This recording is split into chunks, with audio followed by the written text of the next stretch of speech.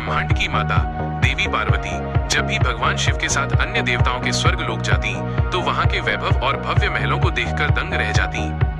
इंद्र का अमरावती हो या कुबेर की अलकापुरी, हर जगह सुख सुविधाओं का अंबार था। वापस कैलाश लौटकर जब वे अपनी गुफा और शिव के मृगछाल को देखती तो उनके मन में एक टीस उठती। एक दिन उन्होंने अपनी व्यथा कह ही दी, प्रभु, मैं आदिदेव की पत्नी होकर भी कंदराओं में रहती हूँ, क्या हमारा अपना कोई भव्य महल नहीं होना चाहिए? महादेव मुस्कुराए और बोले, देवी, हम प्रकृति के सबसे निकट हैं, यही हमारा गौरव है। बाहरी चकाचौंध तो क्षणभंगुर है, लेकिन पार्वती अडिग थी। अंततः शिव ने विश्वकर्मा को बुलाया और आदेश दिया कि माता पार्वती के लिए संसार का सबसे दिव्य और अनुपम महल बनाया जाए।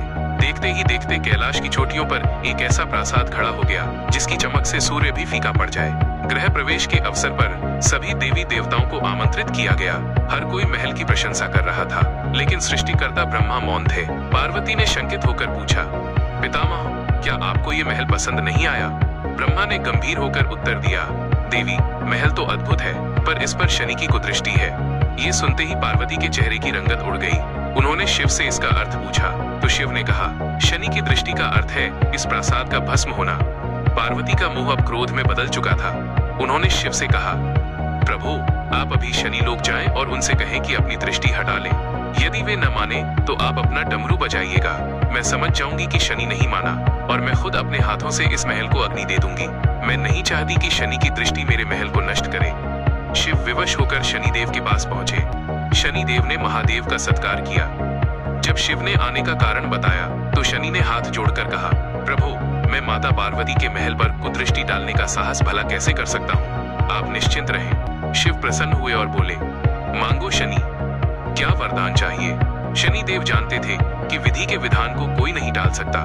उन्होंने बड़ी चतुराई से कहा, भगवान, मुझे कुछ नहीं चाहिए, बस वर्षों से आपका तांडव नृत्य नहीं देखा, कृपया अपना नृत्य दिखाएं। शिव भक्ति और आनंद में डूब गए। वे भूल गए कि पार्वती के साथ उनकी क्या शर्त हुई थी। जैसे ही उन्होंने नृत्य शुरू किया, उनके डमरू की भीषण गर्जना 10 दिशाओं में गूंजने लगी। कैलाश पर डमरू की आवाज सुनते ही पार्वती का दिल बैठ गया। उन्हें लगा कि शनि ने शिव की बात ठुकरा दी है। क्रोध और दुख में भरकर उन्होंने सोचा, शनि इस महल को जलाए, उससे पहले मैं खुद इसे नष्ट कर दूंगी। उन्होंने स्वयं अग्नि प्रज्वलित की और देखते ही देखते वो दिव्य महल राख के ढेर में बदल गया। जब शिव वापस लौटे और जलता हुआ महल देखा तो उन्हें अपनी भूल का एहसास हुआ। उन्होंने पार्वती को पूरी बात बताई। पार्वती को अपनी जल्दबाजी पर पछतावा हुआ, लेकिन तब तक सब समाप्त हो चुका था। कहने को तो शनि ने कुछ नहीं किया, लेकिन उनकी कुदृष्टि ने अप्रत्यक्ष रूप से अपना काम कर दिया। क्रोध व जल्दबाजी में लिए गए निर्णय सदैव पश्चाताप की ओर ले जाते हैं। हर हर महादेव।